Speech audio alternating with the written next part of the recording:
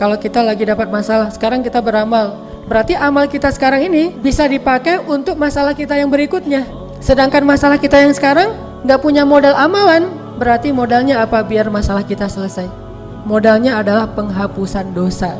Kalau dosa kita udah dihapuskan, baru masalahnya selesai. Sehingga para ulama diambil dari sebuah hadis mengatakan bahwa idza kathurat dzunubul 'abdi wa lam yakul lahu min 'amalin liyukaffiraha fabtalahu Allahu bil hazan liyukaffiraha.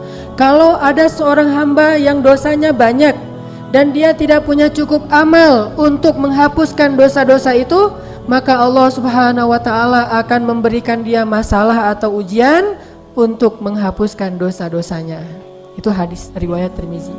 Berarti cara Allah menghapuskan dosa hamba itu ada 3. 1 dengan dia bertaubat, 2 dengan dia beramal solih, yang ketiga dengan memberikan dia musibah. Dan kalau amal solih kita kurang, dosa kita di masa lalu besar, maka Allah Subhanahu wa taala akan memberi kita musibah untuk menghapuskan dosa-dosa kita itu. Sehingga benar jika ulama mengatakan banyak-banyaklah beramal, karena amal kita selain akan mengangkat derajat kita, amal itu juga yang akan menjadi penghapus dosa-dosa kita. Sehingga kalau dosa kita udah dihapuskan dengan amal solih, insya Allah Allah tidak akan memberikan kita ujian ataupun musibah yang besar dalam hidup kita, kecuali hanya ujian iman saja. Kan ujian itu banyak bentuknya. Ada ujian iman, ada ujian karena kesalahan kita, ada ujian karena dosa-dosa kita, ada ujian untuk mengangkat derajat kita, ada ujian untuk menguji orang lain lewat kita. Itu macam-macam bentuk ujian. Intinya setidaknya berkurang beberapa jenis ujian. Salah satunya karena dosa-dosa dan kesalahan kita. Soalnya dosa kita sudah dihapus dengan amal soleh kita. Intinya kita selalu butuh amal soleh itu. Jadi jangan tunggu pas kita lagi banyak masalah baru beramal. Pas lagi susah baru rajin tahajud. Pas habis putus baru rajin itikaf. Nah ini berarti itikafnya nggak dipakai untuk menyambung lagi yang terputus, tapi untuk nanti kalau lamar lagi insya Allah diterima. Nih putus nih, ya kita temenan aja ya, misalnya kan bahasa standar lah ya, kita adik kakak aja gitu kan. Putus kan hancur tuh, lagi breaking heart, lagi hancur-hancurnya hatinya tuh. Obatnya di mana?